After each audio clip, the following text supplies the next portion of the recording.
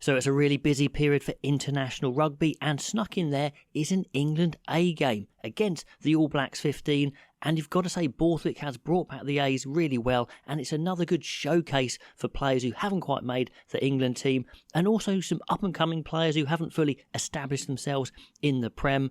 And that's part of the reason why Mark Mapletoft, who we've interviewed on the channel many times before, is there as the coach, because he knows the under-20s pathway so well, and he knows these guys coming through, even if they haven't played a stack of games in the Prem. So let's go through this squad quickly, and I'm going to pick the team that I would face against the All Blacks there, the All Black 15. Now, one thing that jumped out at me about this squad is some areas are really strong, really excited by, and other areas are not the strongest I've ever seen, so definitely a little bit of a mixed bag, but let me know if you think I've been fair or unfair in particular positions. Loosehead prop, Tariq Afur has been in A squads before, scored a winner last time round. A really good player. Is he going to make the step up?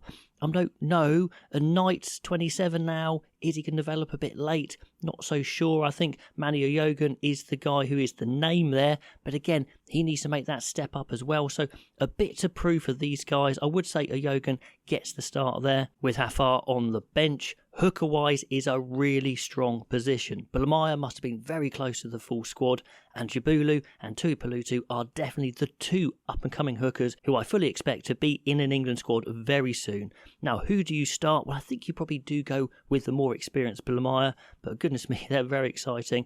No, it's a shame we're only going to see two of them in this game, so I'd probably put Jabulu there as the next cab off the rank, but do watch out for Kepu Tuipulotu. He could well be the best of the lot. Only two tight heads as I see it, but two very good players. In fact, I think Knight can play both sides. But anyway, Fazagbon and Seller. Billy Seller is an absolute beast. He's still learning his craft, as is Fazagbon. I think I would have Fazagbon starting and Seller on the bench, but two very exciting prospects. Might need a few more years, but again, they will be playing for England at some point. In the second row, we see a mix of players here. The more experienced Joe Batley has been performing so well for Bristol for so long. He's a bit more, of an open style second row, and he's in there. Then we have the younger guys of Ben Bamber, who's just been smashing people for fun, for sale. Ewan Richards has come to the fore with Bath this season, and Olamide Sodeke is there as well, who we've interviewed on the channel before.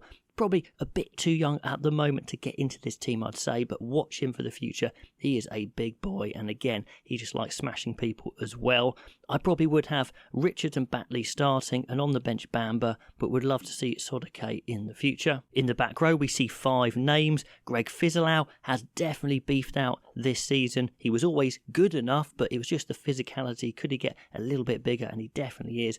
And I think another year, and he'll be absolutely ready to go. It's interesting, we've got quite a few number 8s in this country who are very explosive, but not massive. We've got Ben Earl, Henry Pollock, and Greg Fizzolau is definitely one of those. Probably his best position is 8, and that's where I would start him, alongside Fitz Harding at 7. This is sheer reward for amazing performances. I think his physique maybe doesn't fit that of an international player, but his performances certainly do, and he's there just reward, so I would start him as well. Probably having Pearson on the bench, and Pearson's definitely been mooted as an England starter for a while, just a little bit further down the pecking order. I haven't seen a lot of form under 20 Michelo yet, but he is there. But Ethan Roots has been banging away for Exeter, his best season so far, and on that performance you would say, yeah, he could well be in an England squad. I think he was fast-tracked too early into the England squad when he first came to the country. A bit of, oh, it's a Kiwi, let's get him in, before he'd kind of proven himself. Now he has, and he's a definite option at number 6. Scrum half-wise, they're good players, but they're not screaming top international yet.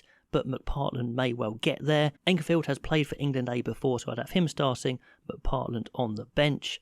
Then we have the fly halves, again, not fully proven. Charlie Atkinson has kind of been stuck at 15 for Gloucester. Well, I think he really should be playing fly half, so that doesn't help. But I would have him starting again for England A, as he has before. Benson as well has been stuck in the centres, and Benson would cover fly half and probably centre on the bench as well.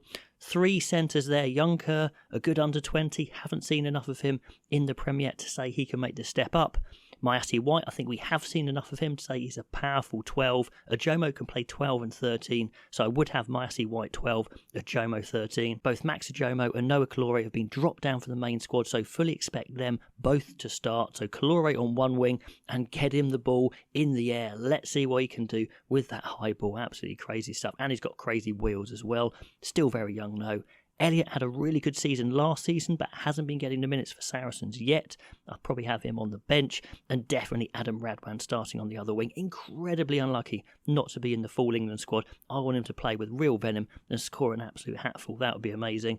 And Hall is a good winger. Again, haven't seen a lot in the Prem. We've got one out-and-out fullback in Josh Hodge, and he absolutely would start. He's got the wheels, he's got the kicking game. Does he have the physicality and the defence is always the question with him. But this is just a showcase. When we've interviewed Mapletoft before, he says we don't make it complicated. We don't say learn all these England plays. It's just get out there with a simple game plan and showcase your talents and say to Borthwick, this is why I should be in the England team.